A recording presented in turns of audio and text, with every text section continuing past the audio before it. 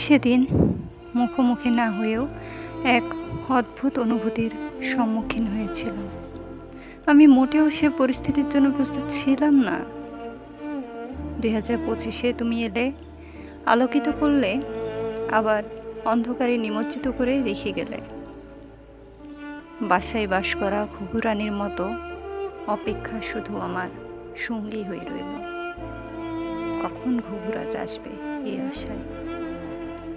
তুমি বলেছিলে অন্ধবিশ্বাস কাউকে করতে নাই, কিন্তু এই পৃথিবীতে আমার মা বাবার পরে তোমাকে অন্ধবিশ্বাস করেছিলাম এবং এখনও করি। কবে যে ইডিয়েট সেটা বুঝবে আল্লাহ মাহবুদ জানেন। তোমাকে তো কোনো কিছু জিজ্ঞেস করে লাভ নেই, কারণ উত্তর তো পাবো না।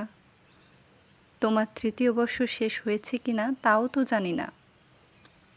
আল্লাহ যদি বাঁচিয়ে রাখেন, জানুয়ারির শেষের দিকে ফোর্থ ইয়ারে উঠব।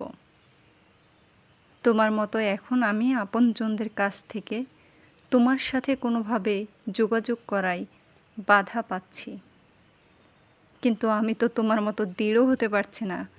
কেন আমি নিজেও জানি না।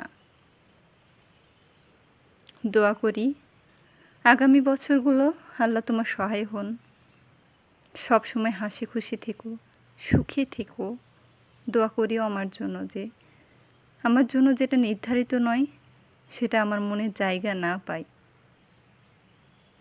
আমি অনেকবার বলেছি জানো, কিন্তু প্রায় সময় কেন জানি না মনে পড়ে। ভালো থেকো, ভালো রেখো পরিবারকে। শুভরাত্রি।